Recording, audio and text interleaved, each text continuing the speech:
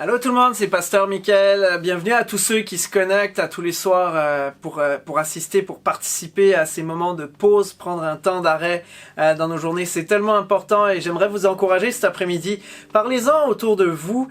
Profitez de pouvoir inviter des gens autour de vous à participer à ces temps de pause. On vous donne un outil, c'est un outil vraiment qui est super d'avoir des vidéos accessibles qu'on peut partager avec nos amis. C'est tellement super. Fait que profitez-en, je veux vous encourager. Inviter des personnes à écouter ces capsules pause et à prendre ces temps d'arrêt elles aussi. Je veux aussi profiter de vous inviter dimanche matin pour la célébration qui s'en vient. On poursuit la série En attente qu'on a débuté dimanche passé et cette semaine on a la chance d'avoir Denis Tremblay qui fait partie de notre équipe pastorale pour ceux qui ne le connaissent pas. Ne manquez pas d'écouter, de participer et d'écouter cette célébration dimanche matin. C'est vraiment un temps, je sais que plusieurs d'entre vous cherchez une direction de Dieu actuellement, cherchez une parole. Vous avez besoin d'une parole de Dieu pour votre vie. Vous avez besoin de cet espoir dont on parle.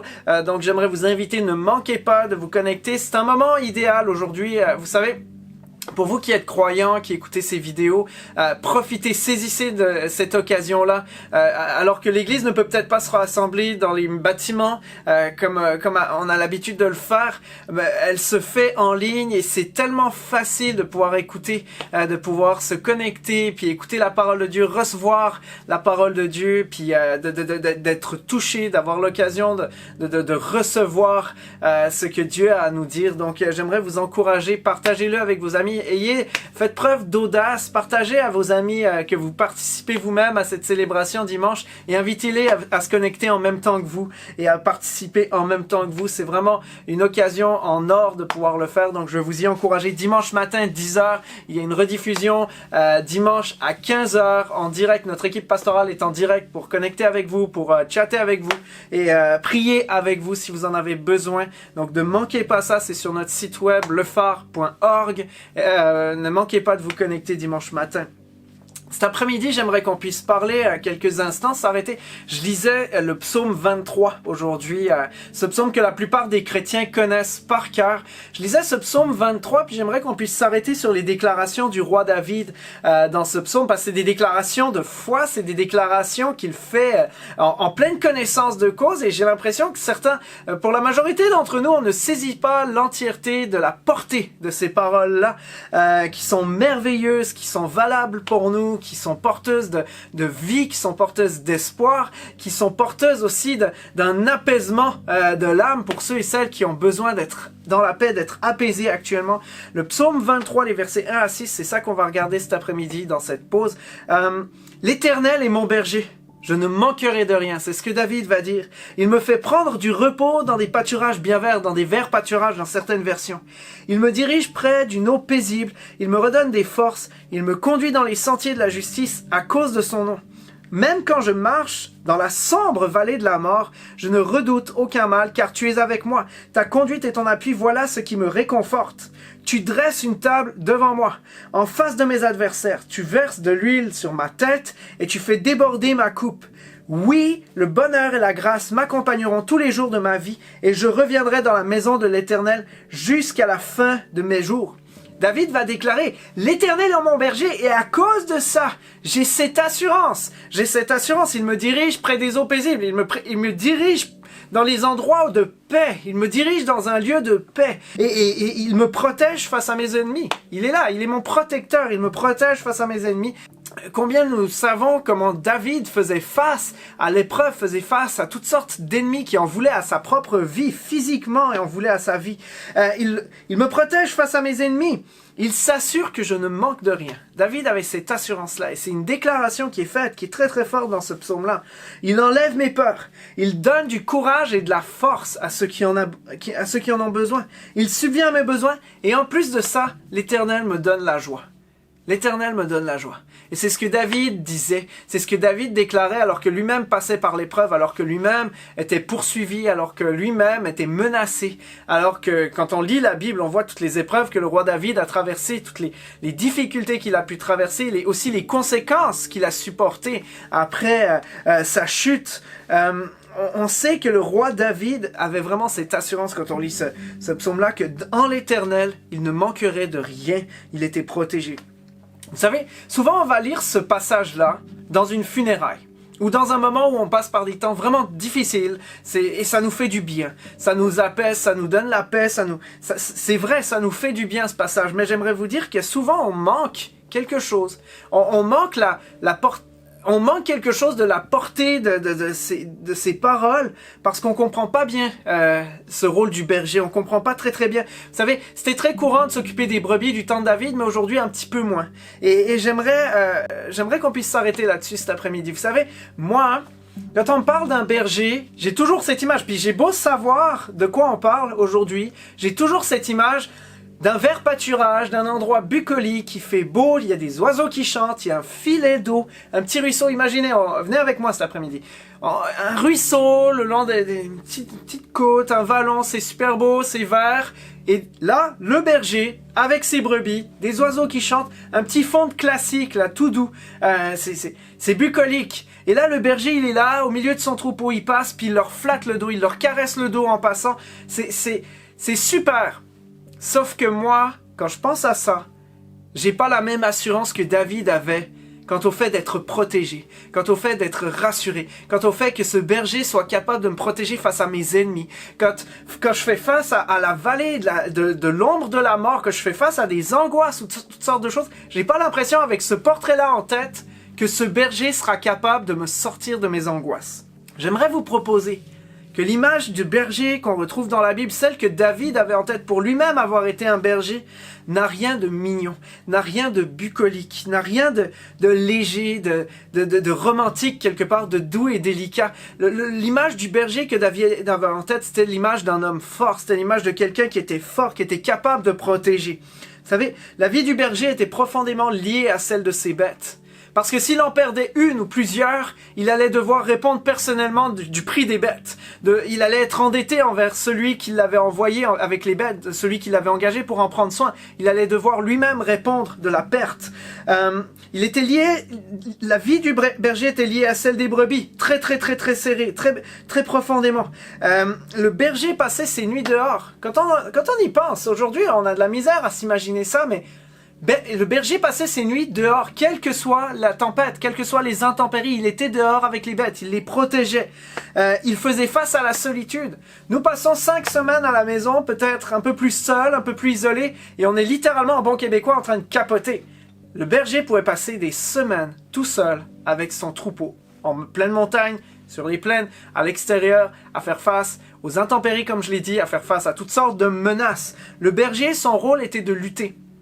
Il luttait contre les bêtes sauvages, il luttait contre, peut-être il allait devoir défendre son troupeau contre des voleurs, contre des menaces de toutes les sortes.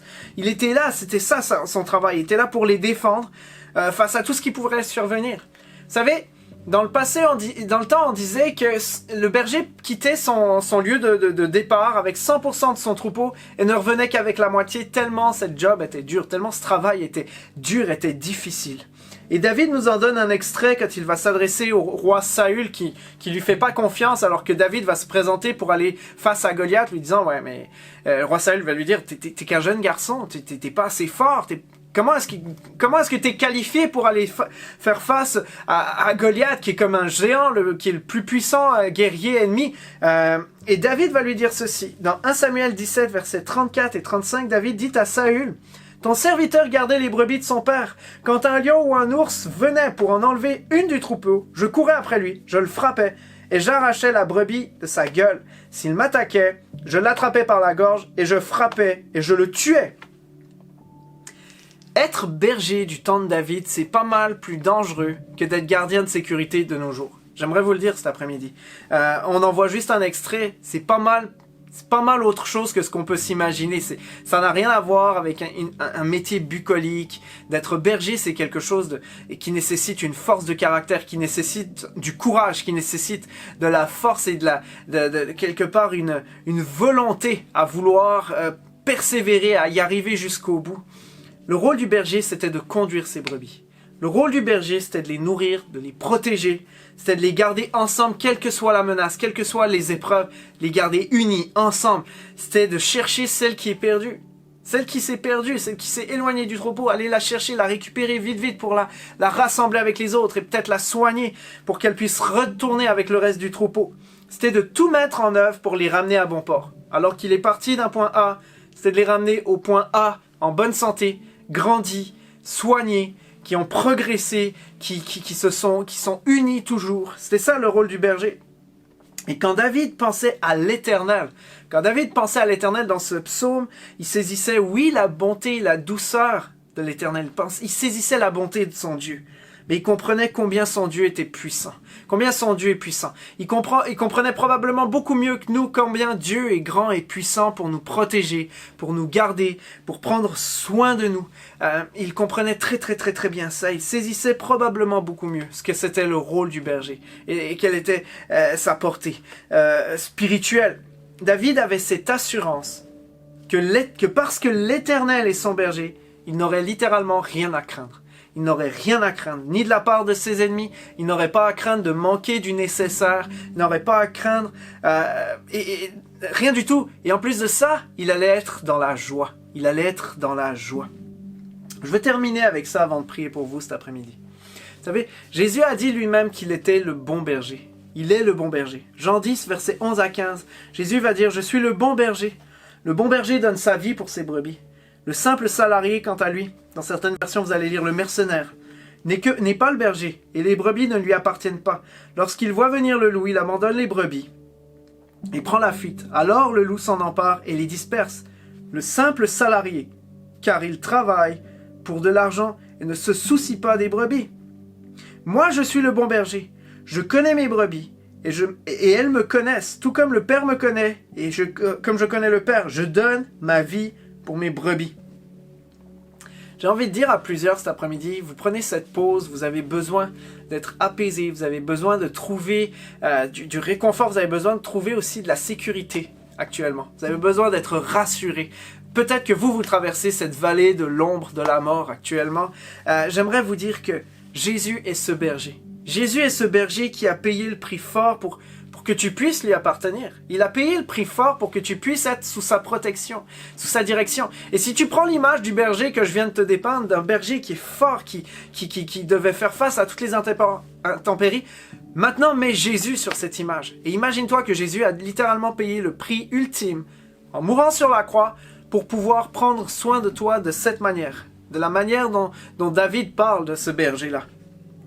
Il a payé le prix fort pour qu'il puisse te conduire, pour qu'il puisse te protéger. Il a littéralement donné sa vie pour toi, pour que tu puisses avoir la paix dans la présence de Dieu, pour que tu puisses être en paix. Et tu as peut-être besoin de te souvenir de ça cet après-midi.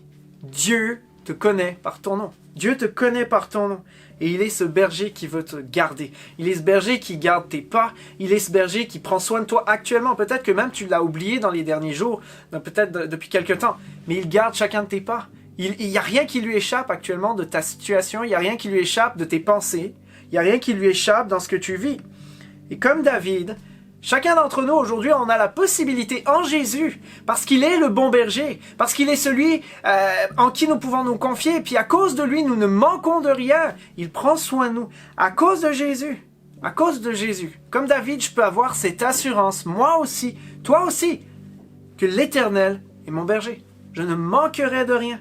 Il me donne du repos, il me dirige à bon port, il est avec toi, quelles que soient les choses que tu traverses. Quand tu traverses les angoisses, il est avec toi. Il est ce berger qui te conduit, qui te protège. Quand tu traverses des temps de peur, quand tu traverses des temps d'épreuve, il est avec toi. Il est avec toi, il est ce berger dont la priorité de te garder près du troupeau, de te garder en sécurité, de t'amener à bon port, de te nourrir. Il est avec toi. Il te protège de tes ennemis. Il te protège de tes ennemis. Peut-être qu'actuellement, tu sens des menaces de diverses manières. Tu vis ces menaces. Peut-être c'est quelque chose à l'intérieur de toi, des pensées, mais aussi peut-être que quelqu'un te veut du mal actuellement. Tu sais pas pourquoi. Tu es éprouvé. Peut-être des collègues qui te font des misères pour rien ou n'importe quoi. Il est là pour te protéger face à tes ennemis. Il est là pour te protéger. Tu n'as pas besoin de te battre avec tes poings. Fais confiance en l'Éternel. Mets ta confiance en l'Éternel. Il prend soin de toi. Il te protège. Il te protège. Vous savez, la parole de Dieu nous dit que Dieu fait même tourner nos ennemis comme nos amis. Il est capable de faire ça. L'Éternel peut faire ça. Notre Dieu peut faire ça. Et en Jésus, je peux avoir cette assurance, comme David, qu'il peut faire ça pour moi. Il peut me protéger de mes ennemis. Il me donne du réconfort. Il me donne le réconfort dont j'ai besoin. Il peut me donner la joie dont j'ai besoin aujourd'hui. Tu as besoin peut-être d'être dans la joie, d'être apaisé, comme je l'ai dit tantôt. Et en Jésus, tu peux trouver cette joie, quelles que soient les circonstances que tu traverses. Il n'y a qu'en Jésus qu'on peut trouver cette joie qui ne dépend pas des circonstances, qui ne dépend pas des biens qu'on possède ou qu'on ne possède pas. Et j'aimerais vous dire cet après-midi, j'aimerais rappeler tout simplement, le but de cette pause, c'est de se rappeler que l'Éternel est mon berger. Je ne manquerai de rien, parce qu'il prend soin de moi. Et c'est pas une image légère ou de surface dont on parle. L'Éternel est littéralement ce berger fort et puissant et capable de pourvoir, capable de nous garder. Jésus est le bon berger, c'est ce que la Bible nous dit. Donc j'aimerais juste vous, une pensée toute simple, je veux qu'on termine avec ça, je veux prier pour vous cet après-midi, puis vous laisser y penser un petit peu de votre côté à cette réalité, cette déclaration, l'Éternel est mon berger, que vous puissiez l'appliquer pour vous, et peut-être que tu as besoin, toi, de t'approcher de Jésus comme ce berger, tu as peut-être besoin de découvrir Jésus comme ce berger sur ta vie, donc j'aimerais t'inviter tout simplement à prier avec moi, on peut fermer nos yeux, puis je veux prier pour vous cet après-midi. Seigneur Jésus, je te remercie pour ta parole. Merci parce que lorsqu'on l'étudie, lorsqu'on la regarde plus en détail, Seigneur, on découvre des perles, des richesses, Seigneur, pour nos vies aujourd'hui. Seigneur, je te prie pour tous ceux et celles qui ont besoin de se souvenir. Moi-même, j'en ai besoin. Seigneur, combien tu es ce bon berger, combien tu peux nous protéger, combien tu mets tout en œuvre, Seigneur, pour nous garder en toi, pour nous protéger, pour nous garder unis, pour nous amener, Seigneur, à bon port. Seigneur, tu gardes notre départ et notre arrivée, et puis c'est ce que ta parole déclare, mais on veut s'en souvenir cet après-midi. Seigneur, je te prie pour ceux et celles qui ont besoin, qui traversent peut-être la vallée, cette vallée du deuil, cette vallée de l'ombre de la mort, cette vallée de l'angoisse, cette vallée des peurs. Seigneur, je te prie que tu puisses leur donner cette assurance qu'en toi, ils ne manquent de rien, parce que tu es le bon berger. Que s'ils s'accrochent à toi, ils ont tout le nécessaire pour traverser cette vallée. Seigneur, je prie que tu puisses vraiment donner la paix, cette paix qui surpasse toute circonstance à ceux qui en ont besoin. Surprends ceux qui ne te connaissent pas bien, Seigneur. Surprends ceux qui n'ont peut-être qu'entendu parler de toi jusque-là. Permets-leur de pouvoir expérimenter, Seigneur, cette paix que tu donnes, au-delà de toutes les circonstances, que tu puisses te faire connaître à eux. Seigneur Jésus, je te prie tout simplement que pour conclure cette semaine, Seigneur, quel que soit l'état dans lequel nous rentrons peut-être du travail, certains, Seigneur, je prie que tu puisses accorder de la joie, que tu puisses accorder, Seigneur, viens alléger le cœur de ceux qui sont fatigués, chargés. Donne de la joie, donne de la paix, Seigneur, comme toi seul sais si bien le faire. C'est en ton nom, Jésus, que je prie cet après-midi. Conduis-nous, Seigneur, comme tu déclares le faire, Seigneur. Tu es ce bon berger qui a tout pouvoir, Seigneur, sur nos vies, mais qui veut notre bien et qui veut nous conduire dans ces verts pâturages, dans ces pâturages où il ne manque rien, dans ces eaux, vers ces eaux paisibles, Seigneur. Dans le nom de Jésus, je te prie. Amen et Amen. Soyez bénis, on se retrouve dimanche. Pour moi, c'est vraiment une joie de pouvoir passer ces moments-là avec vous à chaque jour. Puis toute l'équipe aussi qui partage ces capsules-là. Partagez ces capsules. On se retrouve dimanche matin. À bientôt. Bye bye.